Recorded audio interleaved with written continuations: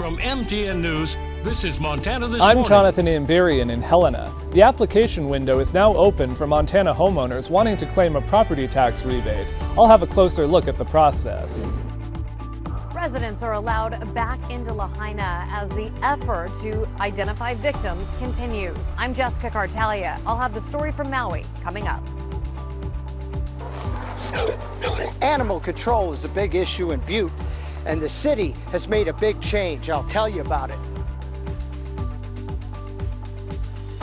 Getting some tails wagging. I'm Jolie Slee, and I'll tell you about improvements you can expect to see and where these new parks are popping up.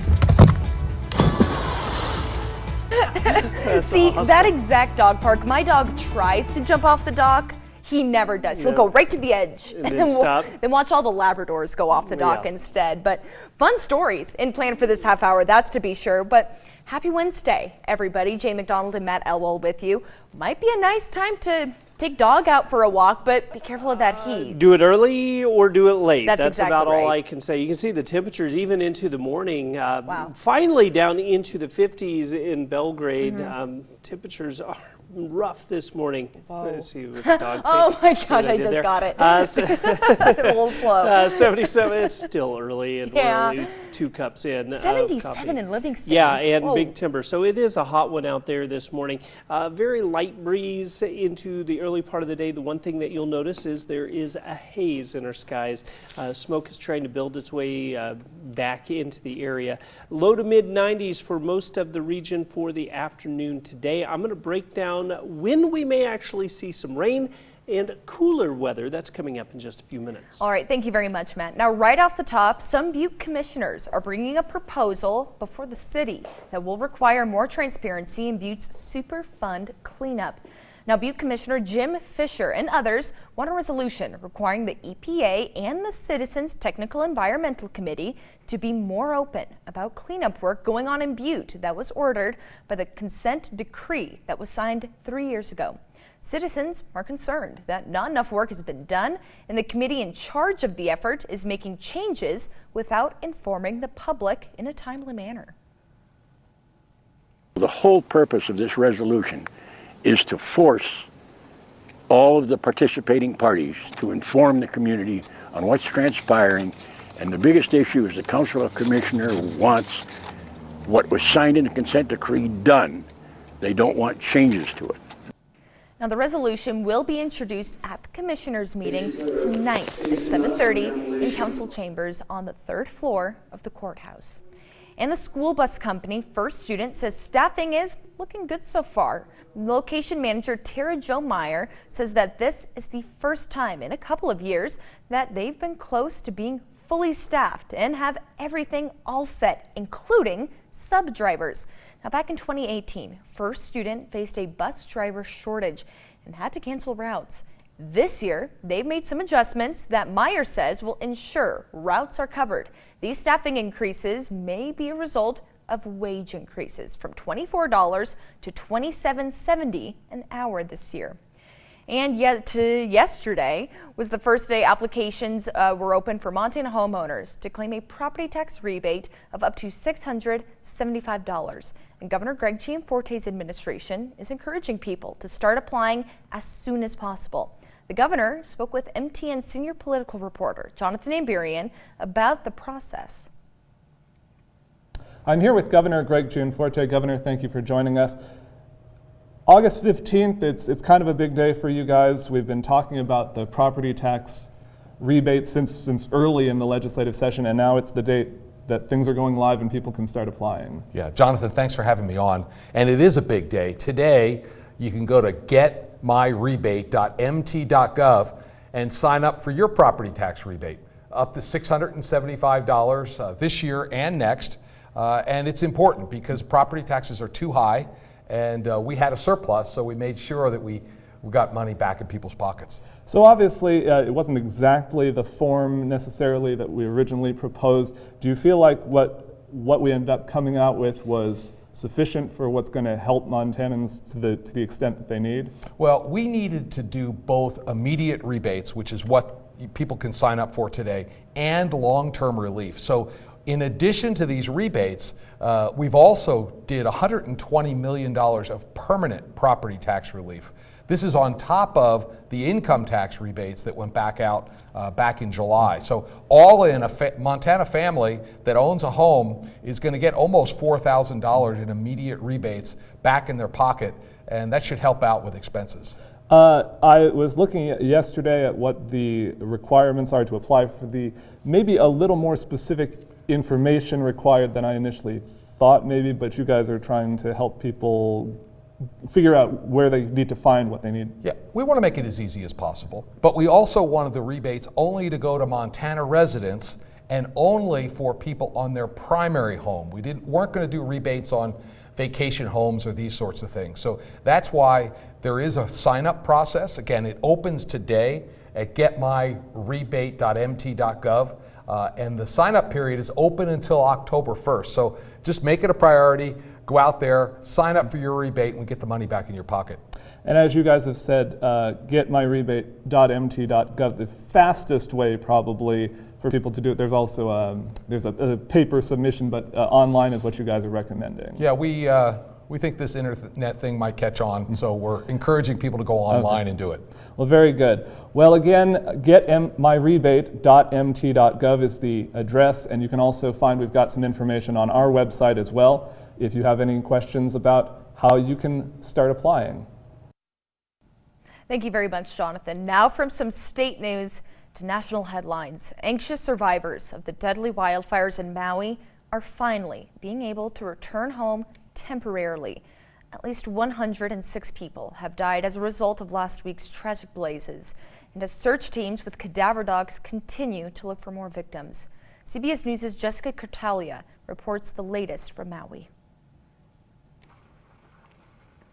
News cameras followed FEMA teams on their painstaking search and recovery mission in West Maui. If we don't do our job, then the families can't get any closure.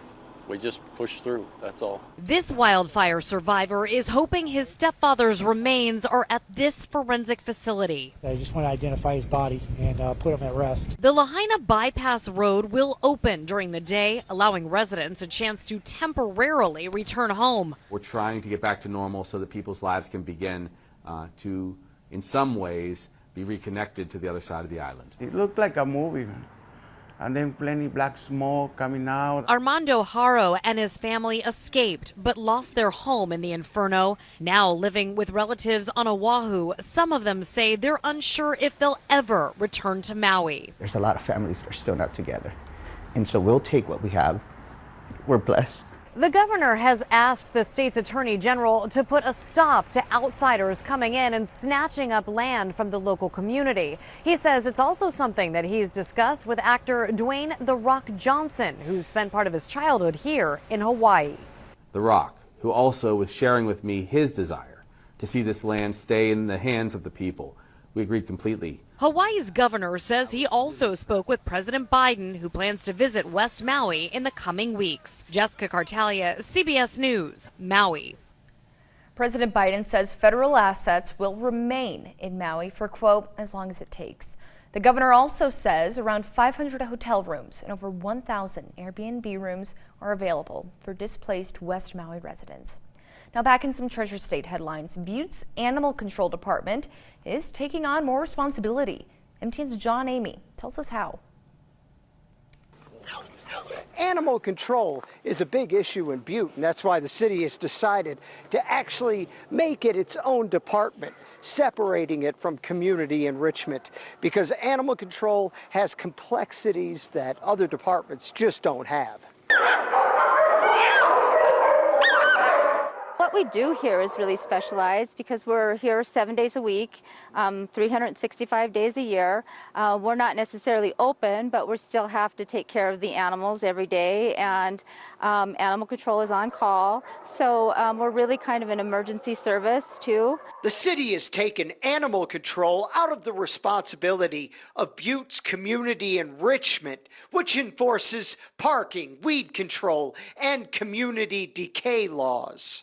This is an opportunity that we can take both of these departments, make them both standalone, make them more efficient on both sides of this. Gallagher notes in 2006, the voters approved making animal control a separate department, but along the way, the two combined again.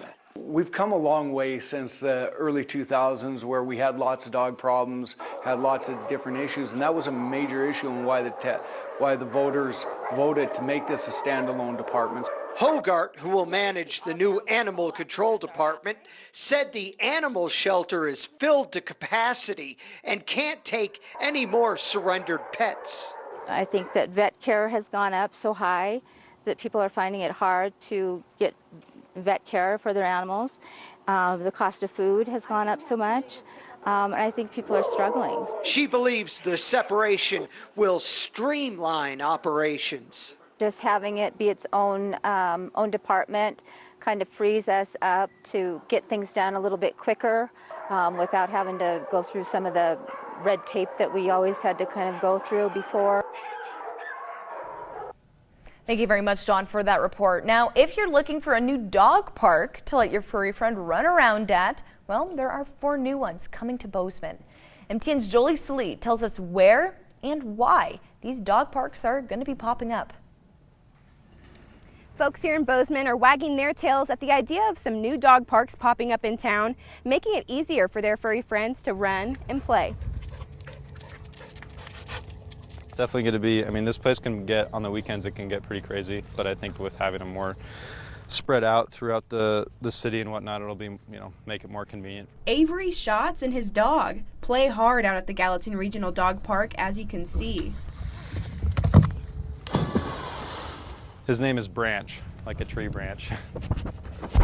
Schatz says he brings Branch out here because he loves to swim, but also the fences make it easy for Branch and other dogs to roam around with no leash. If we have safe, sanctioned, fenced-off areas that are just for dogs, then the dogs and dog owners can do their thing and they don't disturb the other park members. There's currently 9 off-leash dog parks in Bozeman, some fenced in and some not, but soon there's about to be 4 more. So it'll be a total of 13. That's a lot of dog parks, but Deputy Mayor Terry Cunningham says tacking on 4 more is a good idea. The 4 new dog parks will be located in Bridger Vale, South University District, Blackwood Groves, and Meadow Creek. I personally believe that every single subdivision that comes out of the ground in Bozeman, that they should be thinking about off-leash recreation for dogs. Cunningham says the city is also looking at ways to improve existing dog parks in town. At Gallatin Regional Park, you can see a new paved sidewalk and a parking lot coming together. And I believe this is the wave of the future. Development, parks include, dog parks, as well as recreation for kids and families and seniors as well. Schott says he sees Cunningham's vision crystal clear. It's pretty exciting. Overall, they've done a really good job with it. So. In Bozeman, Jolie Salee, MTN News.